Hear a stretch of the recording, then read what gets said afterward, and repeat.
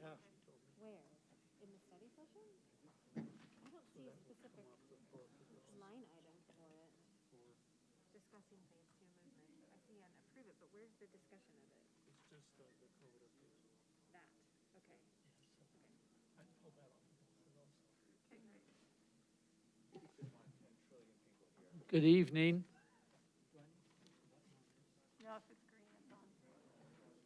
Good evening. I would like to welcome you out this evening to the meeting of the Provo City School District Board of Education. It is Tuesday, September 8th, 2020, at approximately 7:38 p.m., or 5:38, excuse me, p.m. We will begin this evening with the roll call. And Nate, let's begin with you. Nate Bryson, board member. Mickey Jensen, board member. Rebecca Nielsen, board member. Keith Ruttel, superintendent. Jim Pedersen, board president. Melanie Hall, board vice president. Julie Rash, board member. Jennifer Partridge, board member. Stephanie Bryant, business administrator. I would like to welcome members of the superintendent's administrative staff, as well as educators, employees of the district, and community members who are with us this evening. We will now is there a motion to convene our study session? I move we convene the study session. Is there a second? I second that. We are now convened officially as the Provo City School District Board of Education in study session. We'll begin first. There is one change to our agenda this evening. The large purchase request has been postponed until our next board meeting. We need to gather some additional information before we are able to continue and move forward with that request. I'd like to move on to item E, technology report. Chad?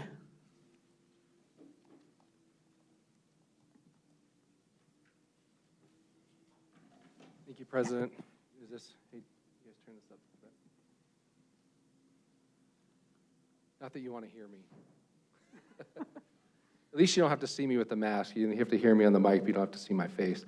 All right, thank you. That's better. So I appreciate this opportunity to talk for a minute about technology and some of the things we've been going through with that. As you know, last spring you guys approved a purchase of about 4,000 Chromebooks. We got those all ready and set up to get out this summer. We also moved about 10,000 Chromebooks. Beside that, sanitized, cleaned them. The work that my department did was pretty horrendous. I mean, it's amazing the group of people I have and the mountain of work they got completed over the summer. It's actually quite amazing. So we got all that ready. We also have distributed almost 13,000 Chromebooks at this point. We're still a little bit short in completing that, but the students all have those at this point. Minus just a few. This is all of this one-to-one stuff has created a few problems, and those are the things I wanted to talk about today. Just a couple of things we've experienced as part of this. So prior to this year, we had about 2,000 clients. So we had teachers, administrators, and admin, people like that could put in work orders.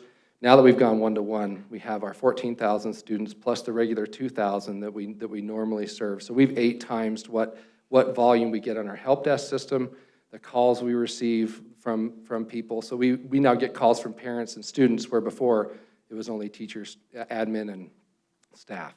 So as far as that's gone, trying to get all of the work that this done has been crazy. So our help desk has literally been ringing off the hook. My staff can't get off the phone. You'll see about 25 of them get on a call, get right on another call, get right on another call. I know last Thursday we had a pretty significant outage with our filter. I'm sure many of you heard about that. I don't even know how to describe the horror of something like that. But it actually went pretty well, and we were able to get the word out. In Parent Link, we were able to put a lot of things on our website, send out emails to parents and staff, letting them know about that outage. One of the other things, and also I wanted to kind of cover the filter. So last year, one of the problems we had that we weren't aware of was that we only were running off 2 out of 10 of our filtering nodes last year. So there were some slowness issues at home that were happening we weren't fully aware of until this year when we actually distributed so many more out, the problem became a very glaring issue. So we went from 2 nodes last Thursday to Thursday night, we were running on all 10. So that fixed a lot of our problems as far as the filter is concerned. But last year, what this did is we had some parents say, hey, I'm going to buy Chromebooks because your Chromebooks are so slow. It actually didn't have anything to do with our Chromebooks being slow. It had to do with the filtering that we have to provide by law. That's what was actually causing some of the problems last year. So what we did is we had some parents buy some Chromebooks and then come this year and say, hey, we want you to put these on our network. And we're like, well, this presents quite a few problems for us to try and just put a personal device on the network. We've got network compatibility issues. Sometimes they'll buy a Chromebook that actually won't connect to our wireless. We have that problem. We have teachers having to support multiple types of devices. So if people bring like a PC, for example, now the teacher's trying to deal with many different types of devices. We have security concerns because, it's not our device, so we can't actually control how that device is secured, and some filtering concerns on top of that. So I just kind of wanted to go through those problems with you a little bit, just so you're kind of aware of some of the things that are going on. And you may have heard from some parents who are saying, hey, I bought these Chromebooks, I'm on the network, or hey, our filter has been having issues. So I kind of want to just report to you kind of how things have gone. And honestly, like considering the volume of what we've accomplished, going one-to-one this year, I think it's gone actually phenomenally well. I have no complaints. I think my staff would say it's gone pretty well considering what we've had to do, but they've been amazing in this process. But anyway, I just want to give you a quick report, and that's it. Any questions? I have a question for you, Chad. Uh-huh. So with my own students, several times they've gotten assignments from a teacher to watch a certain thing online or go to a certain website. Uh-huh. And their Chromebook from the district blocks what their teacher wants them to do. Now at our home, I can say, you can just go get on our personal computer and do that. Yeah. But I know not everyone has that resource. How can we better, I know we need to have strict filters, but how can we also support what the teachers need to provide to the students? Part of it's educating the teachers. We've been trying to tell them, hey, you've got to test it before you actually tell the students what they can do, because a lot of these videos and things are blocked. And there's some things we're working on, and I'll be taking a thing to council here pretty soon about teachers actually being able to approve their own YouTube videos, because that's been one of the problems we've had is that teachers want these YouTube videos open, and there's only so many of us trying to open all of these up as they're trying to use them. It's been a pretty hard thing to try and to accommodate everything that everybody's doing all of a sudden, These are things we weren't doing last year. So there's been some hiccups, there's been some problems, but overall things have worked pretty well. Trying to get all the teachers to Canvas has been a really big challenge. Even my own wife spent most of the weekend trying to learn it, So there's been some hurdles for sure, but all we can do is jump one hurdle at a time and just keep jumping them one after the other until we get this thing all the way where it needs to be. But there are a lot of issues like that going on right now. Chad, can you offer clarification on 2 things, please? One is, last week I got a number of emails from parents who were connecting the dots and possibly wrongly, that the reason that we were having these problems with the filtering system and they couldn't use their Chromebooks was somehow our fault.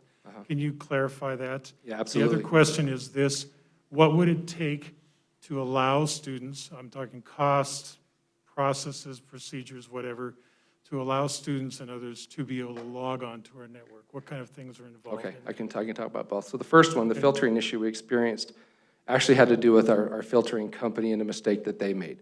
So we requested those 10 nodes to be activated last year, and they told us they were activated. It's not a system we can actually see easily, and that was really the cause of the problem. So between some changes they made, some changes that UEN was asking them to make, we were able to resolve that finally, but it had nothing to do, we couldn't do anything but call vendors and wait on them to fix that problem for us. So absolutely not on our end. No control other than calling people and harassing people to get the problem solved. The other one, as far as getting student Chromebooks to connect and things like that, it would take us creating a whole other network and doing quite a bit of work on the security side and everything else to do it. Other districts have done it. We wouldn't want to do it like Alpine did theirs. McKay and I have had several discussions on this one where they basically duplicated all their equipment. So they basically doubled the cost of all their equipment to separate them physically from each other. there are ways to do it without physically doing it. You can do it, through other means. So that we would have to pursue something like that. But we're looking at time to try and get that done. It'd probably be this next summer by the time we got everything ready to go. It's also working through Google Fiber and others to make sure all those connections happen, because we don't want those connections of somebody's personal device being on our internal network. We want them to connect outside the firewall. So there's quite a bit of work that has to go into that, but we're definitely going to look into it and get some of those things in place so that we can. But again, like part of the problem really is trying to, the teacher trying to support multiple devices in their thing, and we're doing one-to-one of our own devices, which has actually worked pretty well. So we'll have to just kind of talk and work through that. But it's definitely something we'll look into and start pursuing. Thank you. I mean, Nebo, for example, they do this, but they make that network so slow, students don't want to use it. So they can connect with their iPhones and those kind of things, but it's actually a really slow network. So anyway. Did those answer your question, Superintendent? Okay. Thank you. Rebecca? I just wanted to tell you thank you, and if you'll take a thank you back to your staff for doing so much work. I know this summer has been one like no other, so I appreciate it. My kids also have noticed that their Chromebooks are faster this year, and so we've noticed that as well, so thank you for that.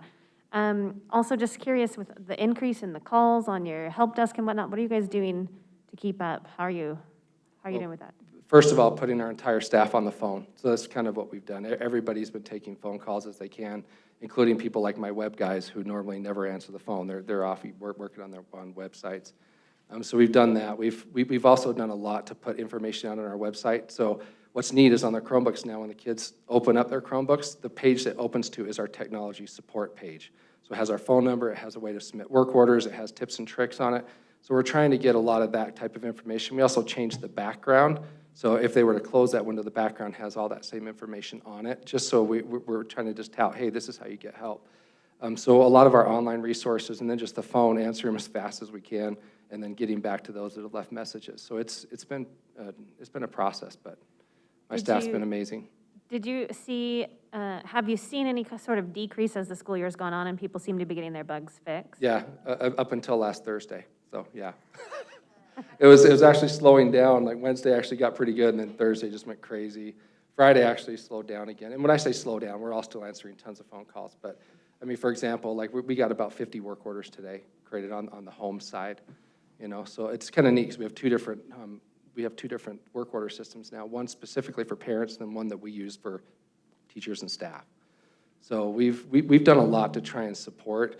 And we try and do live phone calls so that like people aren't having to go through these horrible menu systems. We've been trying to answer them right away. I think we've done a really good job, like handling the level and the multitudes of calls. It's been a lot, but So I haven't heard any complaints from anyone, so that's a good sign, right? that's good. Okay. I'm glad to hear that.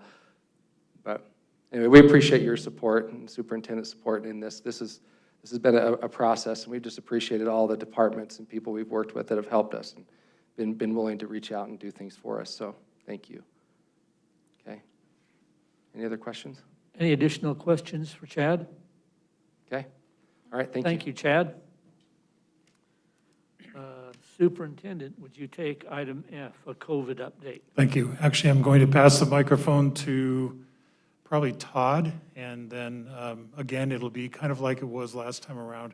We'll get short updates from each person on council and the recent impacts, some of the things that have been talked about daily in our safety committee.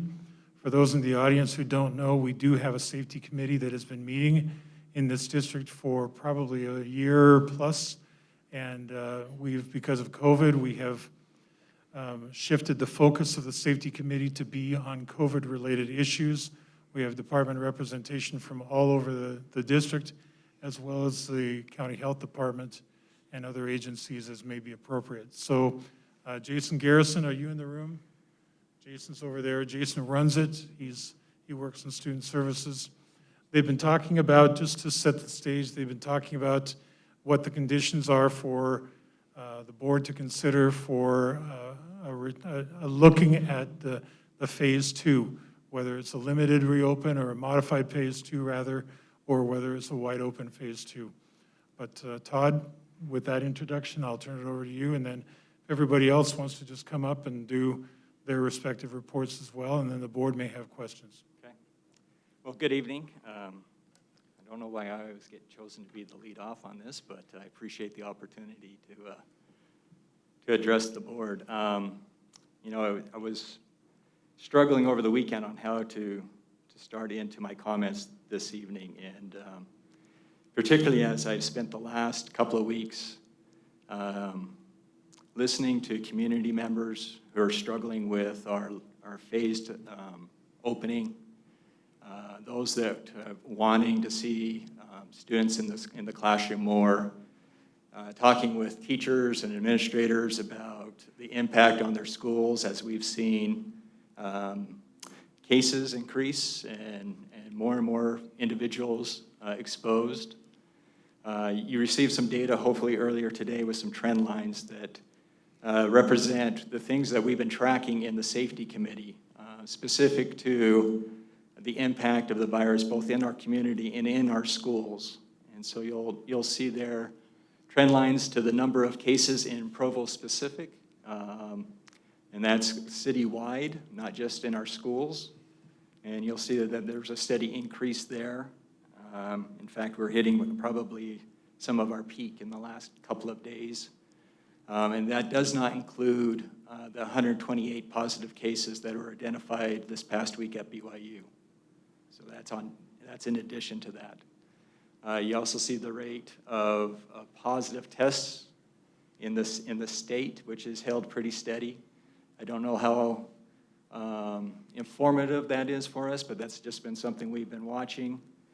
You also see the number of cases as well as those that have been asked to quarantine, both with our students, elementary and secondary, and then also our staff, elementary, secondary, and at the district level. I think it's interesting to note, we went back and looked at just the secondary data for those students that have been impacted by this. Since the start of the school year, we've seen about a 4 to 5% increase daily. Even taking out the one incident that the board is aware of where we had a pretty large impact at one school, we take that out and we're still over 4% impact daily at our schools. We didn't disaggregate that necessarily by positive cases versus those that are just simply exposed, because in the reality of the school and the experience of our teachers, they don't differentiate. The impact is the same. A student is out, they're out, and that has an impact on the learning environment. So I think that's something to consider. A lot of the comments that I've been hearing in the community are a concern to me, because I fear that there is pressure that may be placed on the board that starts to pit the interest of students against the interest maybe of the adults. And I think that's a natural feeling. My worry, though, is that if that continues to persist, that it will divide the school and divide the district. And we recognize that our greatest asset in the district are our teachers. Without them, face-to-face instruction is limited or null. And so, it reminded me, I get teased by the superintendent about this all the time for being a former history teacher. But there was a comment by Teddy Roosevelt years ago that said, the welfare of each of us is completely dependent upon the welfare of all of us. And as you hear tonight about the impact of in the different departments, the impact of students, the impact on families,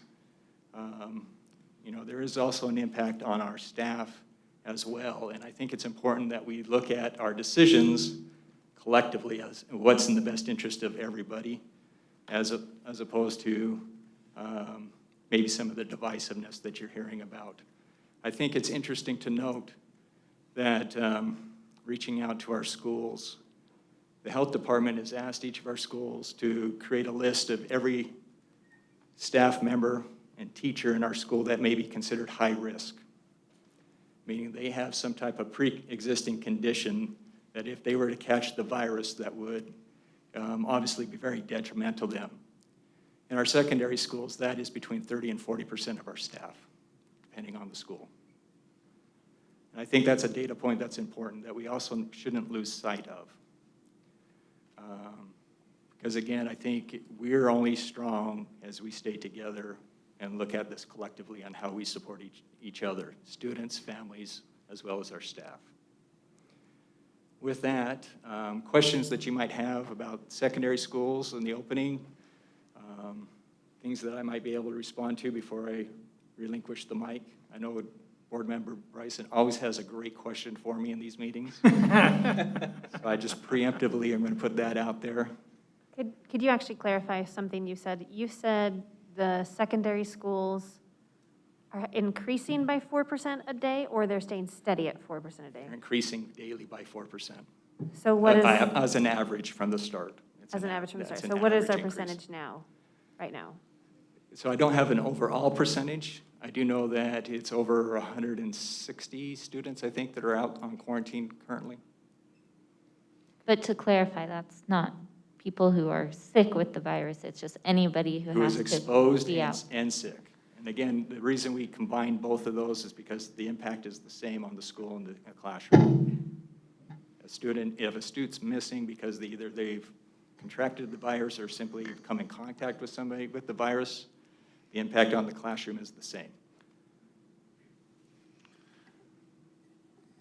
Go ahead. Okay, I feel like there's pressure on me to make some comments, but, and I'm going to treat this as if this was a business session, because it is. It feels kind of formal with all of us sitting up here. So first of all, I've been getting a lot of comments from Timpview parents who are really concerned that Provo High, they didn't play Timpview in football, and yet less than 14 days later, they were played in a game. And so they're very upset. They think that Provo High was dodging Timpview, and they used their COVID as an excuse. So I'm just putting that on the record. I appreciate the softball question as the first one lead off. Okay. But the response is relatively simple. It's not, the 14 days start from when, go back to when symptoms occurred, not necessarily when.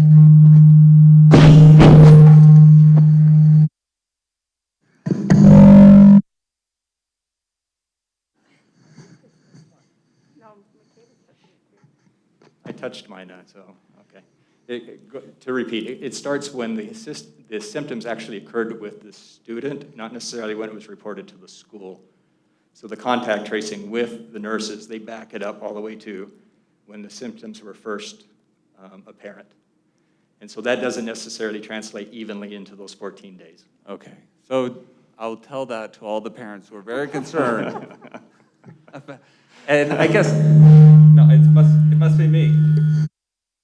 The only thing else I have to say is, I mean, everyone knows where I stand on this. I think it's pretty obvious, but I mean, we're here, we're having this lovely meeting, we're really close to each other.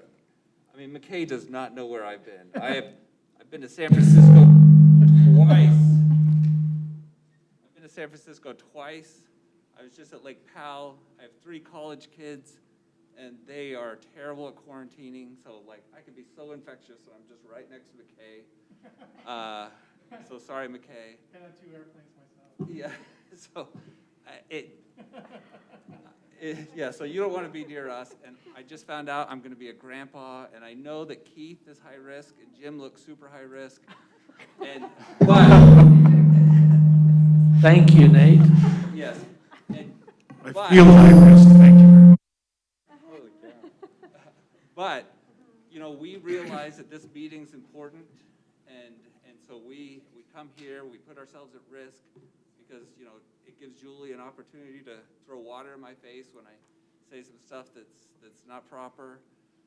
So she has her water ready for me right now. And I think if this meeting, it's important, but we could do it on Zoom, and it wouldn't degrade the quality too much. Yep. Whereas, like for a first grader or even for high school kids, the quality degrades so much more than a meeting like this when they have to do it online. And I just think we need to keep that in mind because our education is so important. And I know the health is so important, so it's a big balancing act. But I just hope everyone's starting to feel comfortable with the precautions we've taken, because I think that the district has done a wonderful job working at keeping our teachers safe. Yeah. And I want them to keep doing it. I just hope that they could do it in the context with all the kids. No, I appreciate that, because I think we all recognize, well, first and foremost, we want all kids in school as much as possible. That's our primary objective. I mean, that's our sole purpose. But in doing that, you know, it's about how do you balance the risks of achieving that, right? And I don't know the right answer to that. I think the best thing I could advise the board is, again, to be holistic in the view and just be mindful. You know, we've tried to say that we're science-based and data-informed. And there will be a point when the data will inform us to go certain directions, and we should be responsive to that. But there are lots of different other indicators we also need to be responsive of. I mean, I started out by saying that I've been hearing the concerns in the community, and I'm not tone deaf to that. Again, it speaks to what our purpose is. But, you know, our obligations are to our students first, also to our staff, and also to our community. And it's putting us in a position to pick and choose, and I fear that if we get too far down that path. No, and I get that. I get the whole thing's a huge balancing act Yep. that the district's doing, the community's doing, the parents are doing, and we're all trying to do our best. And I recognize that, and I hope everyone on both sides does, whatever they believe. I know that everyone involved wants to educate kids the best that they can. But I have two questions. So the first one's in general for the safety committee. Do we have an idea out of how many students who have had to quarantine because they were contact traced, how many end up testing positive for COVID? That question was actually raised this morning, and I know the health department was going to go back and look at that. I don't know that's a metric that they've actually been tracking, though. Okay. So I don't have a response for you this evening, no. Okay, because I think that could give us an idea of, are the measures we are putting in place, are they Well, working certainly. within our schools? So we Certainly. can't control what happens Certainly. in the community. But my other question was, we probably should have thought about it before yesterday, but what are we doing to help on our hybrid schedule with our students who, when we have a Monday holiday, to make up for that day? And if we're not making up for this past one, could we please do that for the future ones?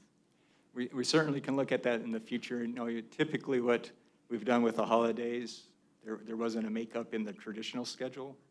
So I believe the schools were just planning as the traditional schedule goes along, that there isn't necessarily any obligation on that Monday, that they, particularly in the secondary, I couldn't speak to the elementary, but they just fall in line with the traditional pattern that they've set up. And the way their schedules have set up, it all balances out in terms of their odds and even class schedule and so forth. But we can definitely look at that in the future. Okay. Well, right now when the secondaries are only getting one class a week, Yep. and then for half of Certainly. our students, they don't even get that class that week. Certainly. I think we need to look into Fridays, Yep. or at least switching which kids miss a day or something like that. Todd, I've got a question for you. One of my biggest concerns in improving the hybrid plan that we did was the kids that went missing last year when we had our full shutdown. Yep.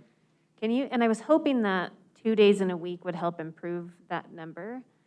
And so I'm actually curious to know how those numbers are looking compared to last year when we shut down, and how's that helped improve the amount of kids that just seem to have gone missing since we've gone online? So that was a huge concern to us, like you said, back in the spring. And I know that Dr. Finch here will speak briefly from Student Services perspective. We've implemented an engagement measure that teachers have been asked to record every Friday. And he can speak more detail about that. And perhaps, I don't know if he has data for you this evening or not. I have to set him up. We can But wait it's- till him. But we have put in I think the key is that we have put in a system to better identify those students that may be disengaging. And then that allows us then to do wraparound services with them, whether it's through the school, the administration, the counseling, or through Doug's office with the social workers and so forth. Just a quick clarification. We don't quarantine anybody. The health department says. Exactly. Is that right? That's correct. So we would love to, but the health department says Yep. we're your contact. We'd even have These are- some that these would are your- volunteer, I think. These are your students that need to not be Yeah. at school. Is that correct? That's correct. I have a couple things. First, don't ask Nate to talk if he's not already volunteering. And if you're going to, I want to sit down there because my water bottle doesn't do me much good all the way down here. Anyway, more serious question. I know that right now we're getting numbers for, district-wide. What option do we have? And I know we've got FERPA issues and HIPAA issues and all of that, but especially if we're looking at going to, right now we've got parents that keep their kids home some days. We're going to be going to phase 2 eventually, right? Hopefully sooner rather than later. And parents will keep their kids home too. I think right now we've got it's a lot of uncertainty. There's a lot of uncertainty with all of this, right? But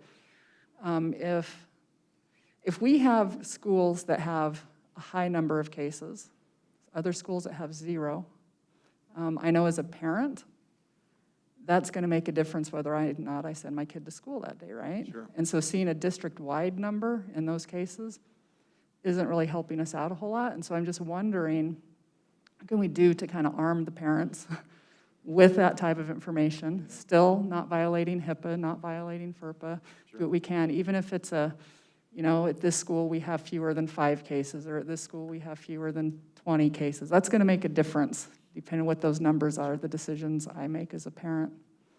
Has that been discussed at all? We have discussed how to better report to our community. We all recognize the more transparent we are, the better. The more trust we build in the community through transparency. I think there are a couple of things to consider, and I don't know that they're insurmountable. One is that we'd have to be better in terms of how we disaggregate our data, because there is a distinct difference between positive cases versus simply contact and quarantining. Right now, we kind of mesh them together, and I think it would be more of a service to report both separately, right? I don't know that it serves us or the community well to report just one or the other, or to mesh them together. I think you'd have to disaggregate that, and you should report both of them, because I think that shows to your concern, where the issues may lie.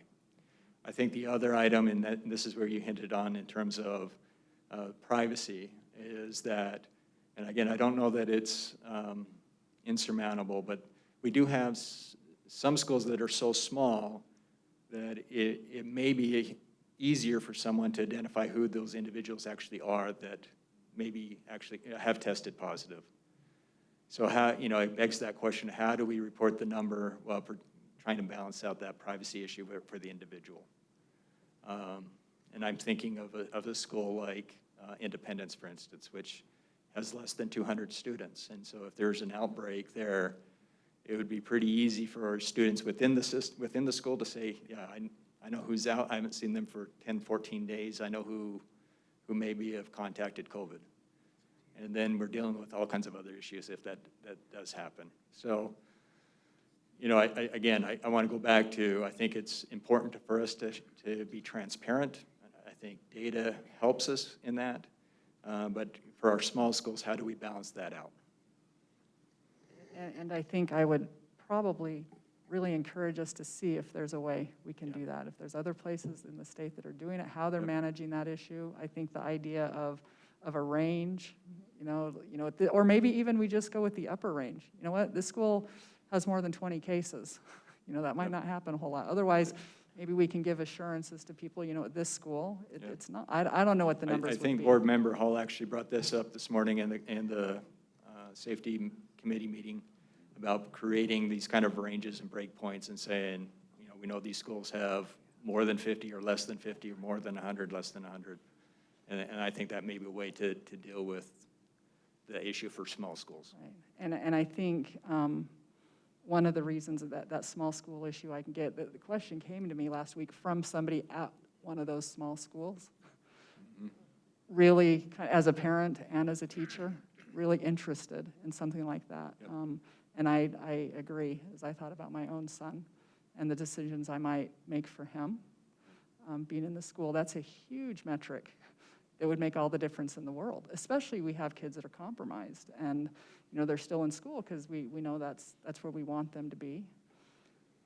But that's a number that I think would be at the top of my list. Sure. That I want to know. So, I know you get that, and I think I'm just wanting to say I would encourage everybody, all of us, to try to figure out a way to make that information available. I think we're completely open to input from the board on the direction in terms of that, again, because I believe we all recognize the importance of transparency.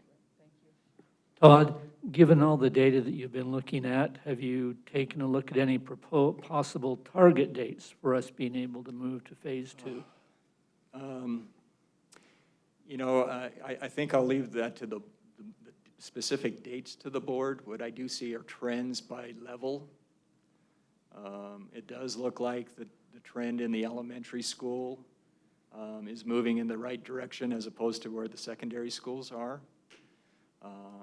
I think you couple that with what we know from best practice and the experience of other schools around not just in the country, but around the world that have been really successful in opening. They've opened elementary schools to in-person first, partly because it's much easier to isolate any kind of a breakout within the school if one was to occur. Elementary students live within a learning pod their entire day of 30 to 35 kids in a classroom. There's not a lot of interaction outside of that, as opposed to, you know, our experience even the last 3 weeks in secondary schools, where if you have one individual that's positive, that can impact over 100 kids in a day. It's much harder to contain that in a secondary school. So I think what I see in the data and the trends may lead its way that direction, more so than maybe in the secondary. Okay, thank you. Maybe with that, let's segue into Alex. Thank you, Todd. Could I just, I mean, just for the benefit of us that don't go to the safety committee, we do have Granite that reports by school. Yep.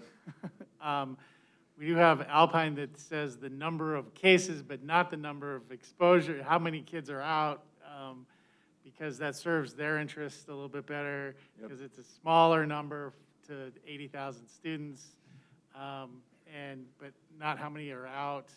And we're sort of going, how many are out? Yep.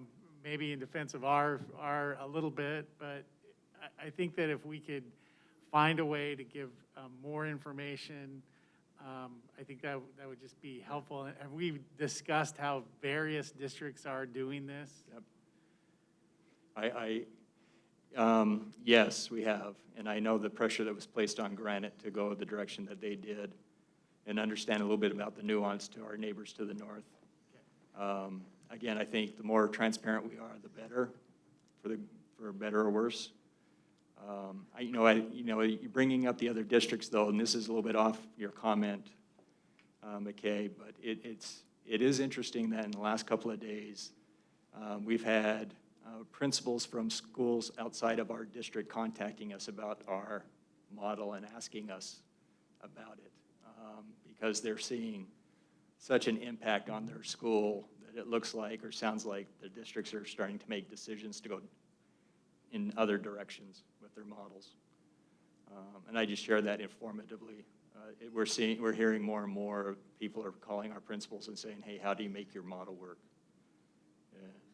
And we're still trying to figure that out in some.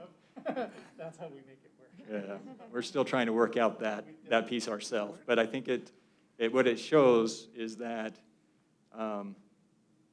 every district is trying to figure out the best way to approach this, and that no one has really struck on the best model.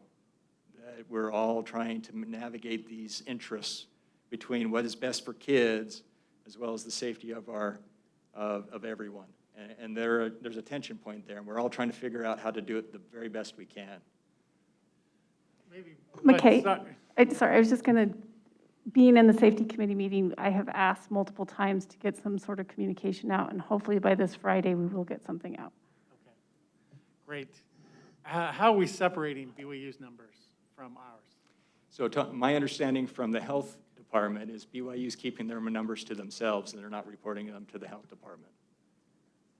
Does the health department not tell BYU like they tell us? That was what was reported to me through the nursing supervisor. That they have their own system of tracking and that they're doing it kind of their way. Okay. And how they're doing that, that's outside our realm. But I do know that there are 128 as of this morning. Right. So, but as far as when we look at the health department and it says this many cases in Provo, Yep. I don't know how to be terrified for our schools versus my neighbor at BYU. Correct. Yeah, so, so we don't know what the breakdown in that number is, though. No. Okay. Alex?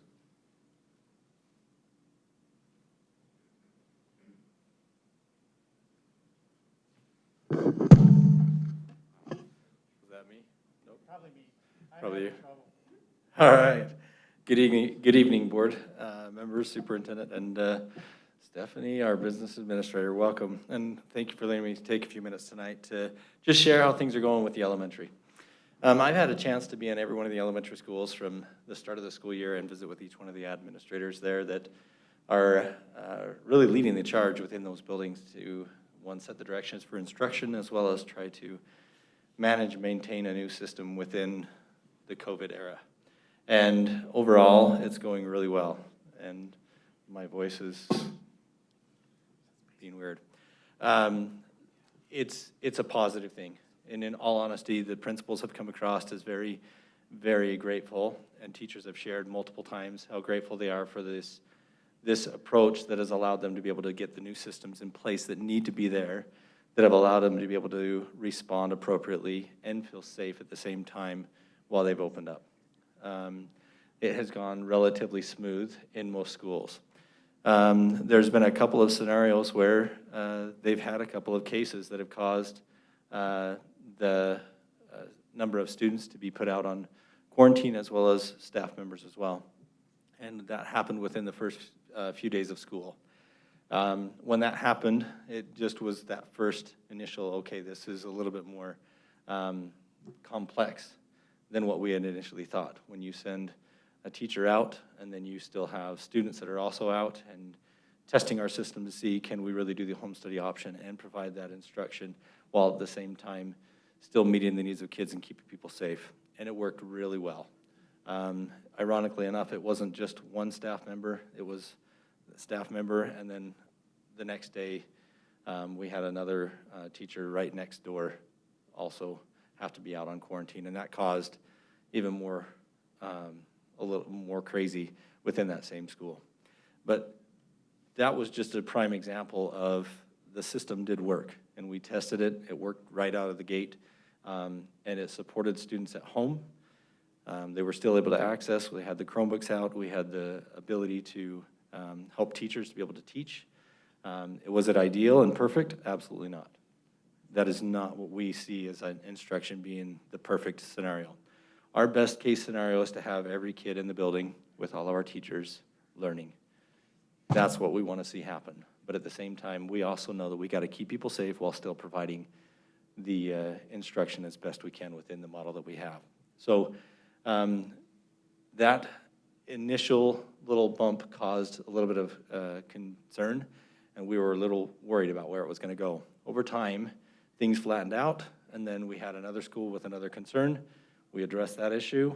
Things flattened out again, and we peaked at about 121 cases in the elementary ranks, and we have since started to taper back off, and we're back down to about 61 students being still out, and about 15 staff members still out at this point. So overall, we're doing and seeing some positive trends right now where we're headed with the elementary ranks, and we feel like there's some good momentum there. One of the questions that we're going to continue to wrestle with is that in the elementary side of things, when a staff needs to go out, it really does directly impact the services that we can provide. So we're really wrestling with how do we keep that social distancing of 6 feet, because the metrics that comes down to is you can wear a mask, you can have a barrier, you can have everything in place that you want to, But if you're within 6 feet of an individual that has a confirmed case and you are there for more than 15 minutes, anybody within that proximity is going to be quarantined. So that means 14 days for that staff member and students from the time that they're exposed. When that happens, we immediately end up with some depleted resources and in the ability to be able to deliver services directly in person and at the level we want it to. So those are the nuances that we're still trying to navigate and figure out. So as we're looking at this and going forward, we know that we lost a lot of instruction in the spring, and we're still not getting the level of instruction we're expecting to with this current model. But we are wanting to see kids learn.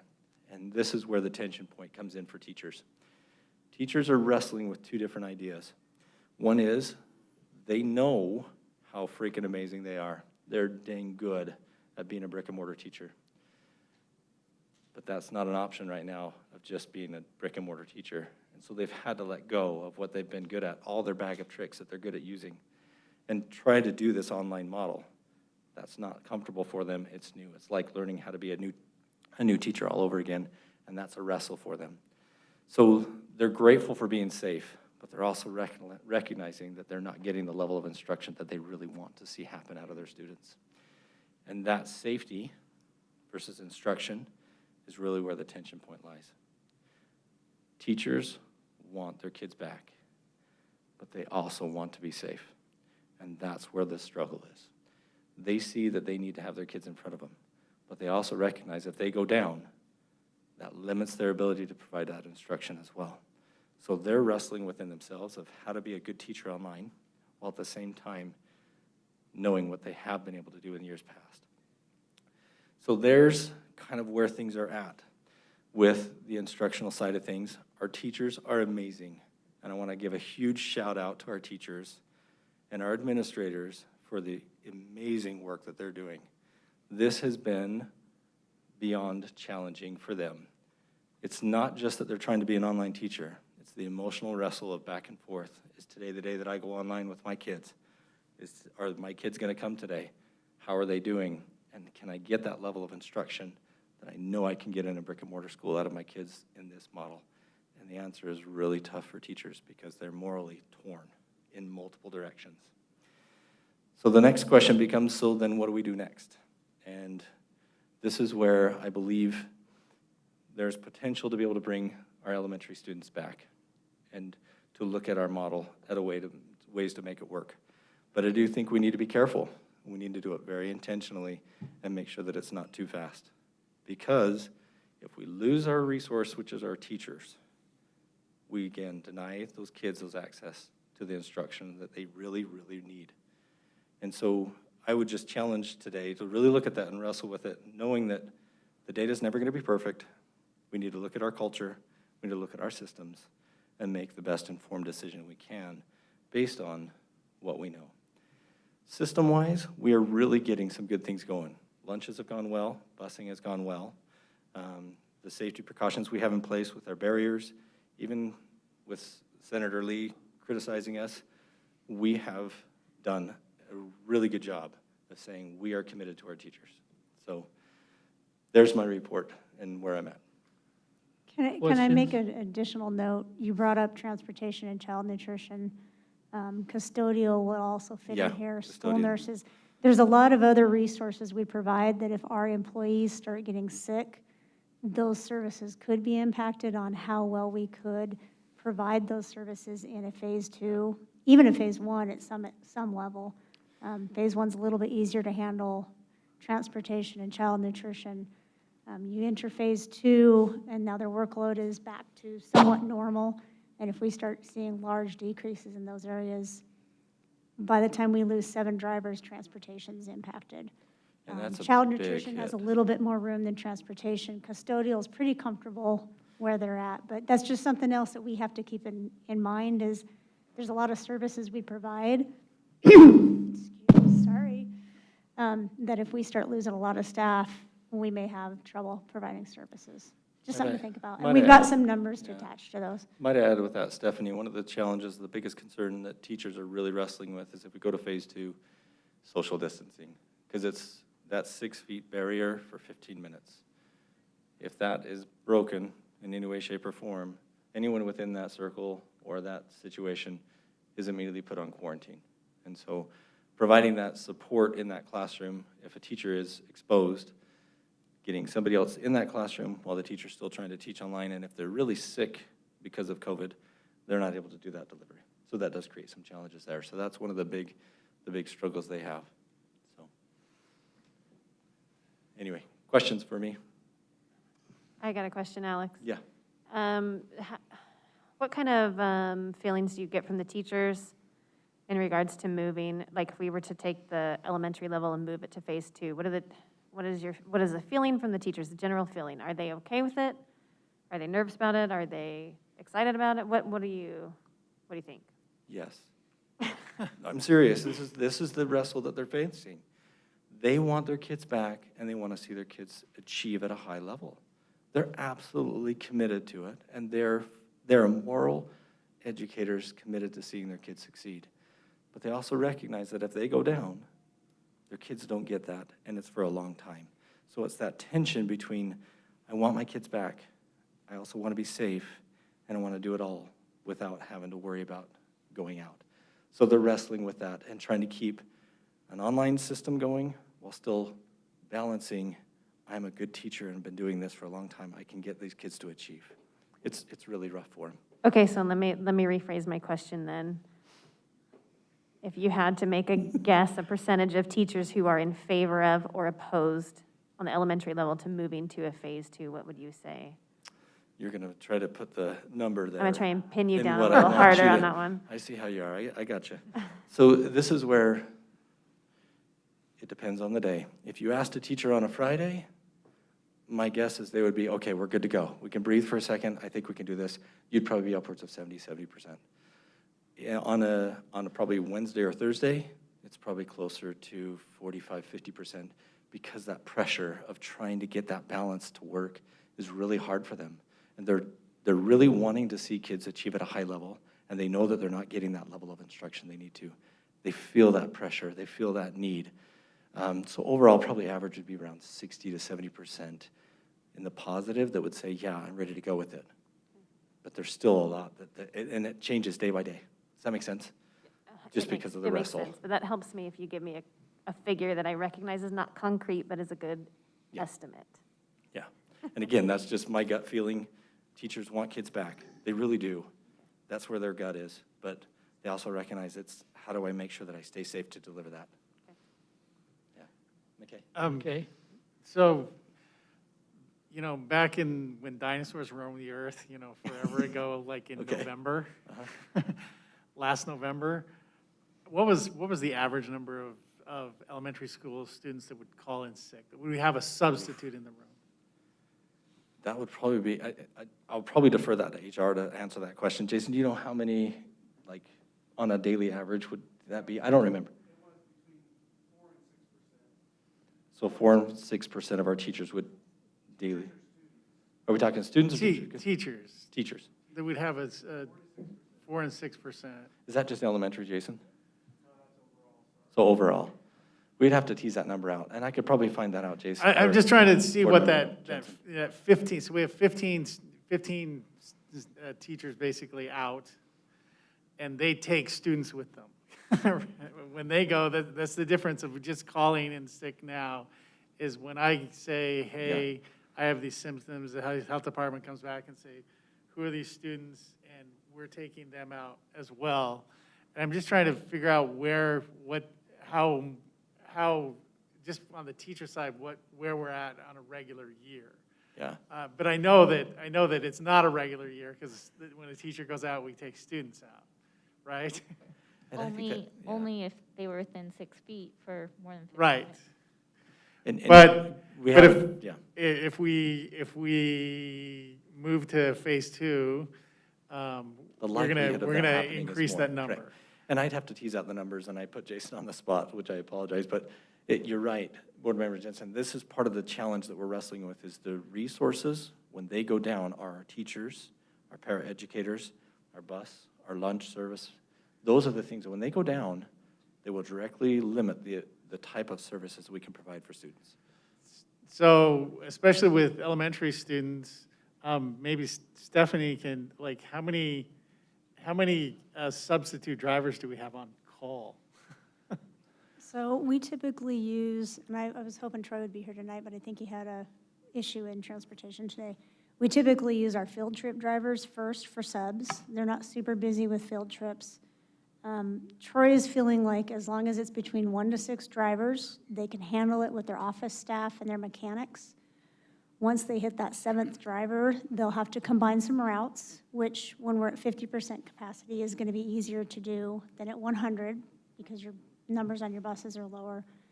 There's probably a few routes he could still combine at 100% capacity, given we have some students not coming to school at all. But after that, transportation becomes impacted.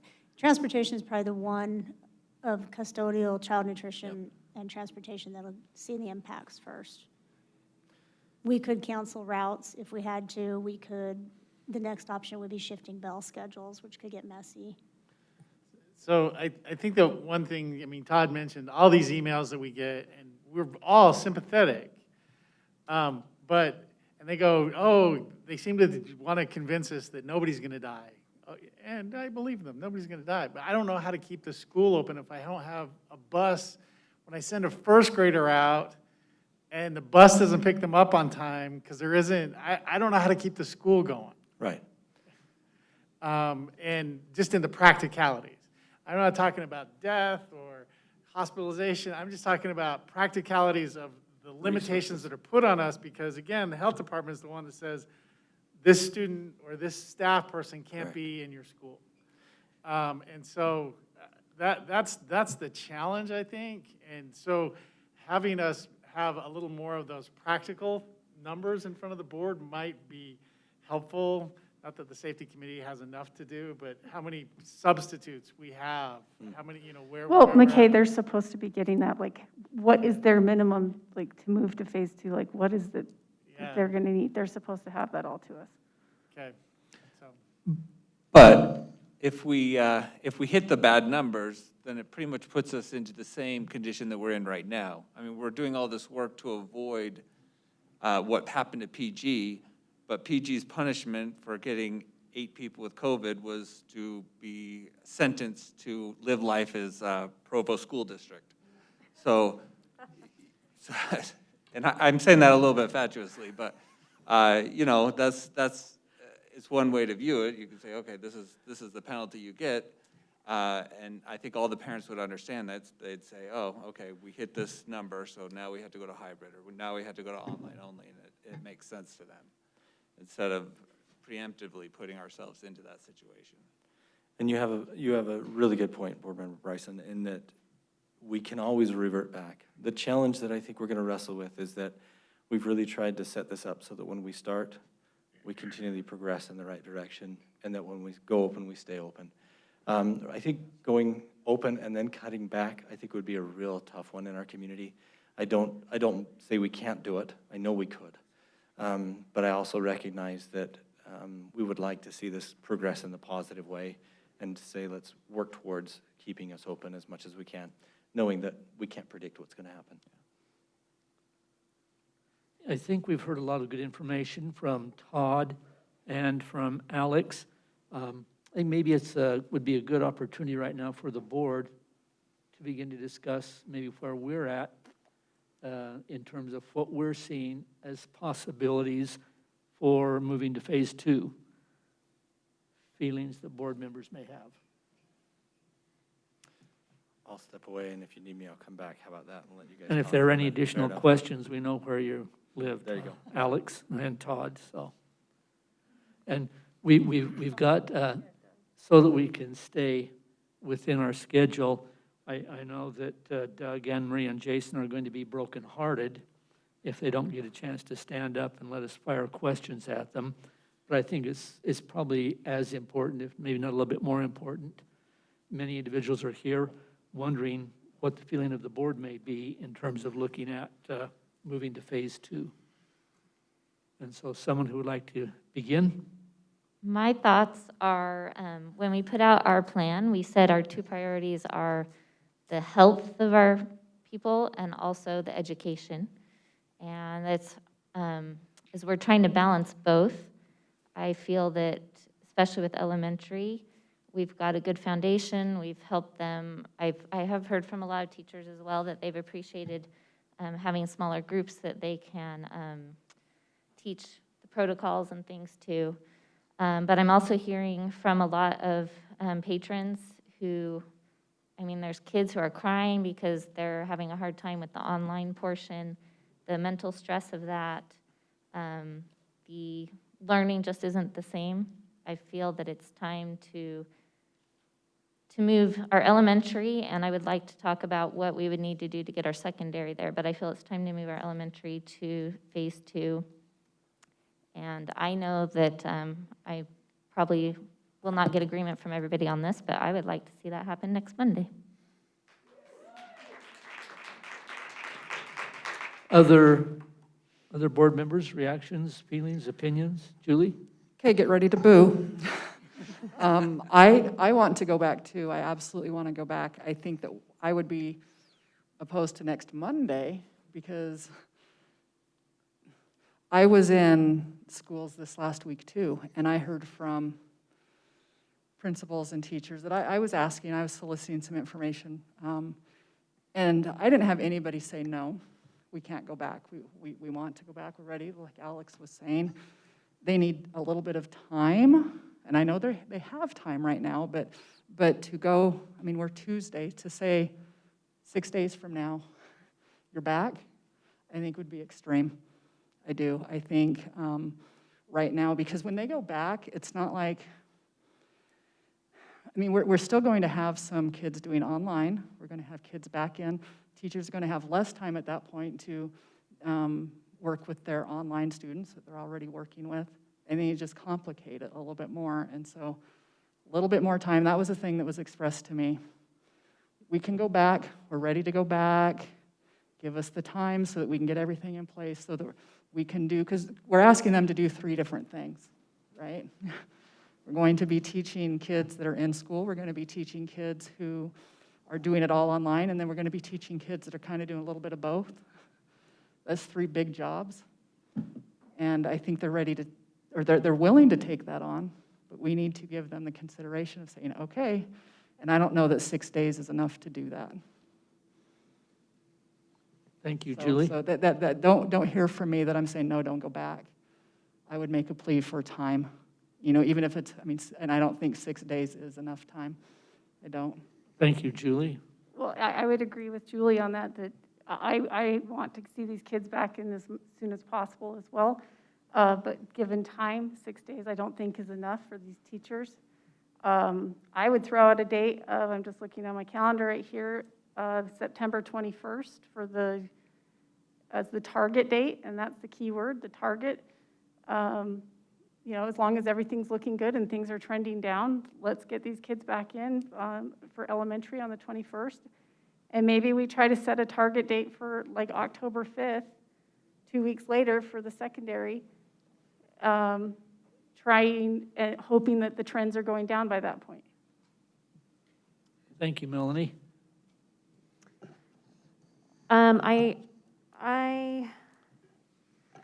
I agree that I think 6 days may be just a little too short. But I do like the 21st as a target date, a goal, basically a goal to get our elementary school students to phase 2.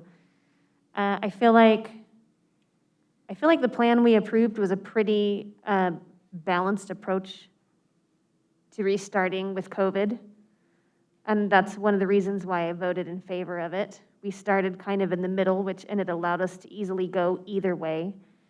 And since we're seeing the trends go down in elementary, like Alex said, I think that if we want to continue with this balanced approach, I think it's a great way, or a great thing to do to work on the elementary first, watch the secondary trends, and hope that they continue to go down as well. So I am personally in favor of sending our kids back to phase 2, our elementary kids only, hoping that we can do that on the 21st as a goal date, kind of watching those trends to make sure nothing crazy happens between now and then.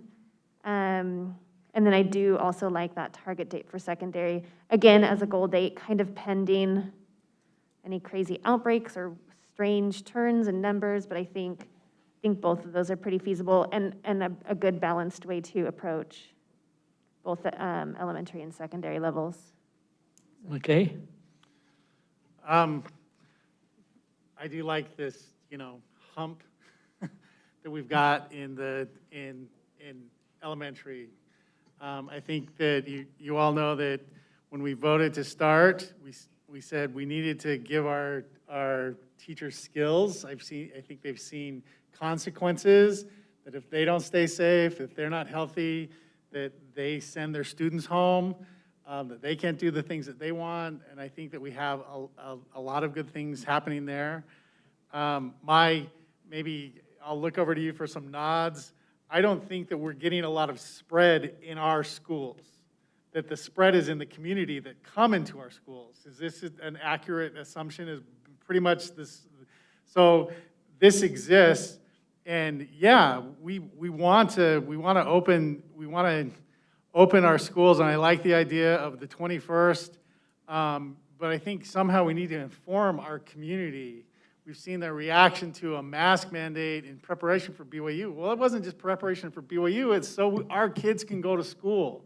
Our community has to do better, and if they want to see how this goes, look at that health department map and see that within our city boundaries, we have as many cases as all of the south end of the county, and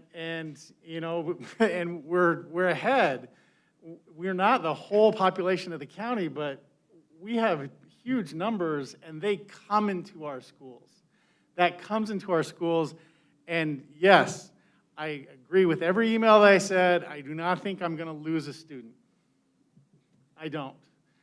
But I think that they're going to get told, don't come to school at all, which makes our teacher's job to be an online teacher to someone that's not at school at all that much more difficult.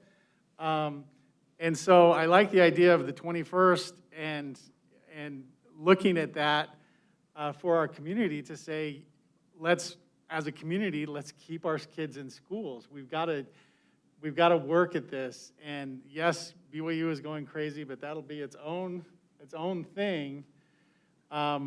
If we can, monitor those numbers on the west side, there's not a lot of BYU students that live in that portion, to give us an idea of what sort of the long-term residents of Provo is happening, or what's coming into our schools. But I like this hump that's come in. We've given our teachers good skills. I think if we say the 21st, that gives not just, how is our community going to respond? Are they going to go, oh, great, this is over, and let's start going to the family reunions and sending teachers back to school sick? That's the one thing we can't do. And so I like the 21st. I like the idea of setting a target date for the secondary, but it's just, that's a lot of kids that we're putting out by not enlisting our community in some other way besides just, right now they're focused on us, just let our kids back into the building. If we could get our community to go, let's not have cases in our community with as much energy, I think that might be a valuable thing.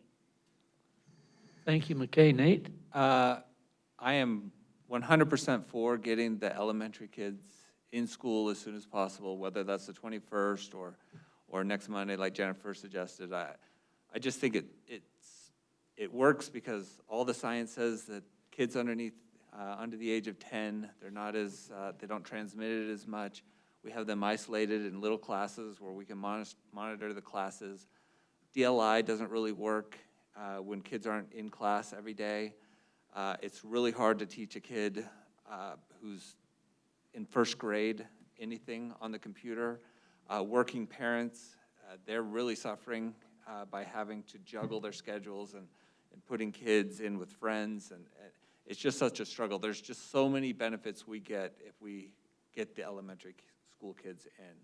The secondary age kids, it's a bigger question. I'm still for it, but I think we need to go in with our eyes wide open that it puts a certain amount of danger to our teachers, and we have to recognize that, and they have to recognize that, and we have to take that responsibility. And I think it takes a little bit more of a conversation that we have where we go in and recognize the cost. I'm still, I'm still for it. I think if I can go do my job, which is a pointless, stupid job, then, teachers who do so much more vital job, I can see asking them to make that sacrifice, but I think that we need to have a discussion about it, and so that we all know what we're asking them. So that's kind of a long answer. Yeah, I'm for whatever. Rebecca? Actually, I just wanted to add a couple things and maybe ask a couple quick questions. If Alex, the numbers you gave on teachers that are in favor of, elementary level teachers that are in favor of the 60 to 70%, depending on the day, that's another reason why I feel in favor of it. That is one of my concerns is the teachers, because like you say, we have to have them or else we can't have school. So as long as we also have elementary level teachers on board, mostly on board with this, then I'm okay with it as well. But that leads me to my next question, which would be for Todd, which is, do you have a read on how our secondary teachers may feel about a target date of maybe October 5th? And how secondary teachers are feeling about it, because it is a different situation with secondary schools. Their kids are way more susceptible to contracting, et cetera. So do you happen to have a read on that?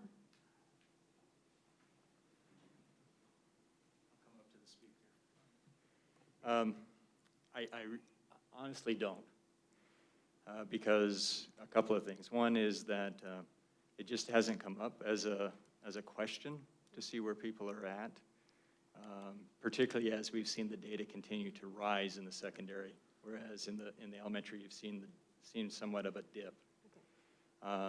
That coupled with the fact that the risks associated, and I think both board member Bryson and board member Jensen mentioned that there are risks in the secondary. They're a little bit different than the elementary because of their greater exposure.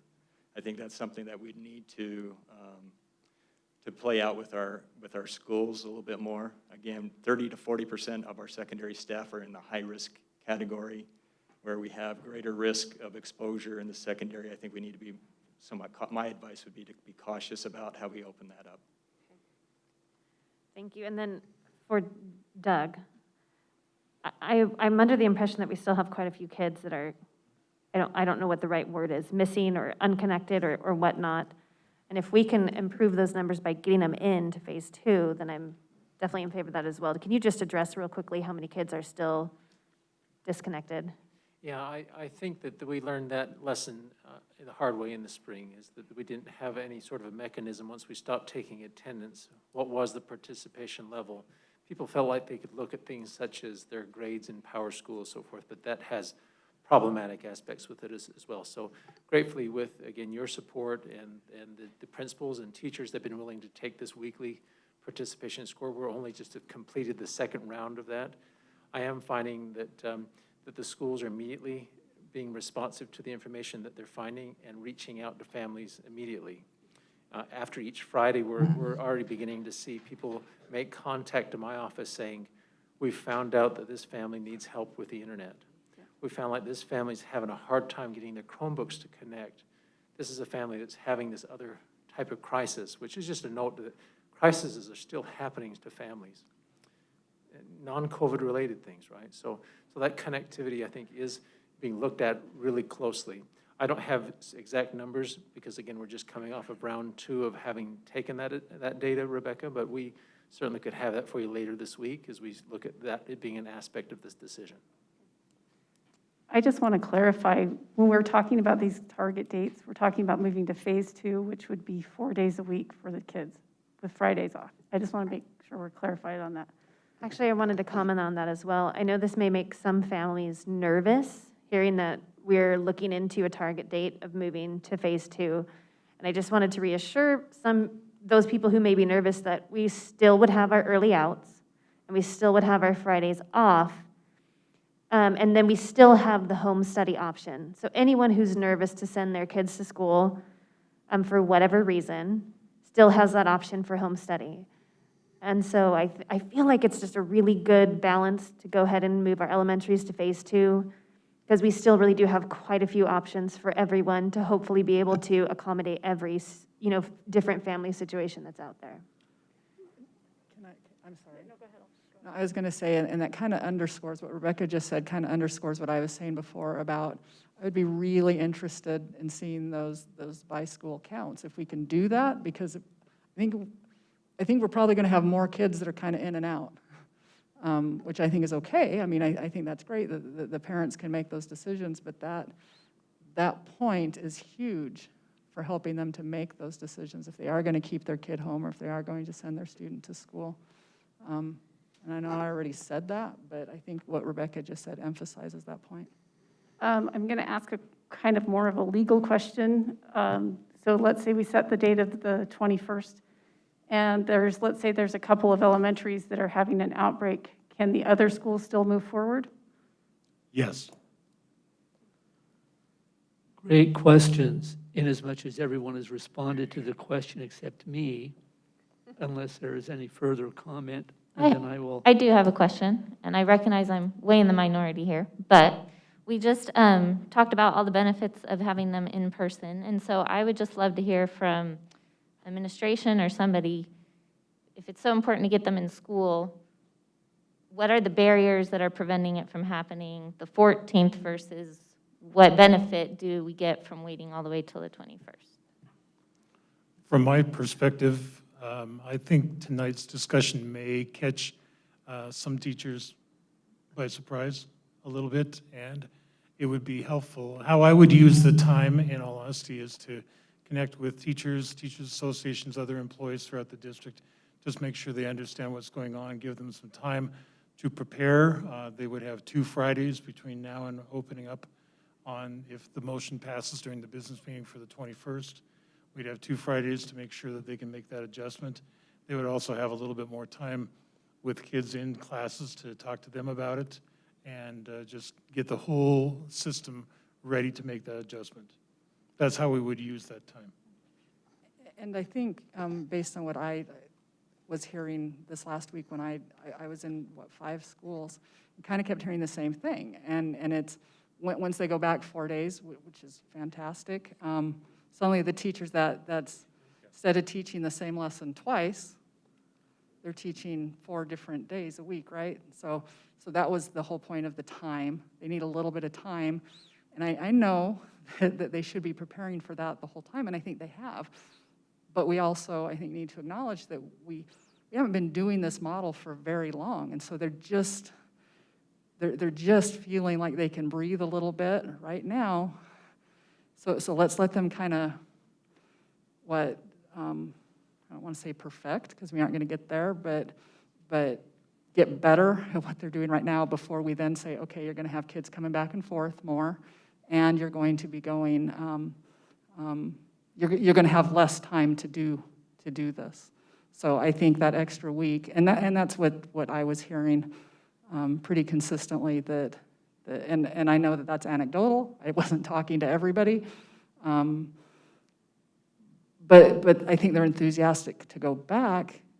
They wanted a little bit of time, so. Thank you all for your comments. I'm encouraged by the trending down in our elementary schools. I expect to see that continue, and I think that looking at a date of the 21st, you said, Melanie? That's what I put up. Would be a wise course of action. As Keith indicated, it would allow us enough time to be able to get all of the moving parts involved, as Stephanie described, up to speed, so that we can have a smooth transition as we move there. It would also allow us the time to share that information, most importantly with parents, those who are going to be the most impacted, although teachers will certainly be impacted considerably also. I am concerned about the continuing upward trend of the secondary schools, however. Before we make a move to phase 2 with the secondary schools, I would like to see a leveling off and a downward trend in those secondary schools so that we can make sure that absolutely everybody is in the safest possible position and is able to provide the best possible education to those students in the secondary schools in Provo. I appreciate the the wise and somewhat measured approach we've taken. I personally feel that the approach we have taken has allowed us to be at the point we are now, as we are able to take a look at transitioning to phase 2 with the elementary schools, and hopefully soon with the secondary schools. I like the October date to take a look for the secondary schools, if we can get things under control, and if we can see that trend down. And in saying that, I'm not saying that that is a fixed, hard date in my opinion, but I'm saying that it would be a good date to take a look and see if there has been significant change in a downward trend, so that we can make sure that students, faculty, support staff, and others are safe. Can I If say there, just- if there's any I just additional, want to say one if more there's thing any quickly. additional comment, can I get you to defer that for the Yep. business meeting, Julie? I was just going to say, if we're going to look at secondary, let's give them a target date, even if it's squishy. And I think Melanie's recommendation of that October 5th, I believe it was, target date for secondary, to take a look and see if they're moving in the right direction. Again, that would, I would say, probably is a soft date, that depending on the trending and where things are at, we would take a look and see what we feel in terms of that. Thank you all for your comments. We will have opportunity to have additional comment if necessary in the business meeting. Jason, I'm going to skip item G, and we will take care of that in the business meeting. Just a reminder that we have the consent calendar that we will be approving this evening. That refers to the proceedings of our previous board meeting and actions that were taken. Would invite you to take a quick look on your agenda with the upcoming Google dates that we have. We have a PTA Presidents and Principals meeting on September 15th, Tuesday at 9:30 a.m. We have a study session that is not going to be held because we are going on the 22nd. That has been canceled because we are having a board retreat on September 25th. And the board retreat will be taking the place of that study session.